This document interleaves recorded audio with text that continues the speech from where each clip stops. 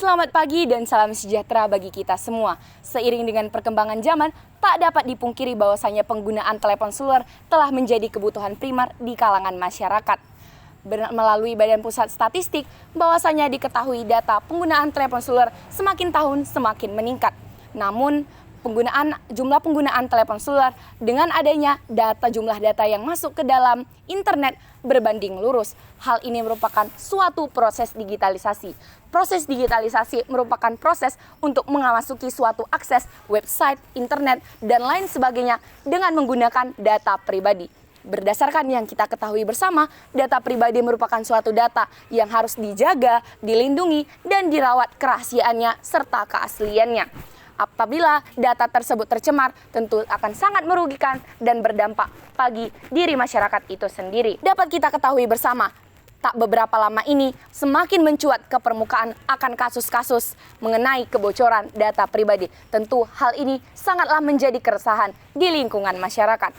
Untuk itu, apabila saya menjadi legislator, maka hal yang dapat saya lakukan menggunakan 3 fungsi DPR. Yang pertama, fungsi legislatif, kekuasaan parlemen untuk membentuk suatu undang-undang telah dilaksanakan. Seluruh amanat hukum telah dituangkan DPR melalui undang-undang. Namun, perlu adanya pengoptimalisasian produk hukum yang telah dibuat oleh DPR itu sendiri, serta menambahkan beberapa pasal seperti dilarangnya suatu tindak penipuan dalam Undang-Undang Informasi Elektronik.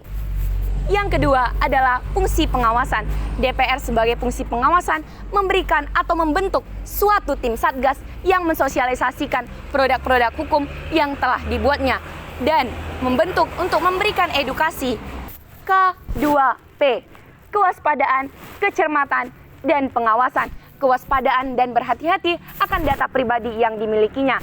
Kecermatan, cermat memilah informasi-informasi yang harus ia publikasikan dan harus ia privasikan. Dan yang terakhir adalah pengawasan, mengawasi seluruh data pribadi yang ia keluarkan atau yang ia publiskan, ataupun akan data-data pribadi yang diminta oleh institut atau instansi manapun, agar tidak terjadinya kebocoran data pribadi. Dan yang terakhir adalah fungsi legislasi dalam bentuk anggaran. Jika saya menjadi legislator, maka saya akan mengajukan suatu penambahan dana untuk dialokasikan kepada tim satgas yang berfungsi mensosialisasikan dan memberikan edukasi kepada masyarakat akan produk hukum dan tindakan K2P.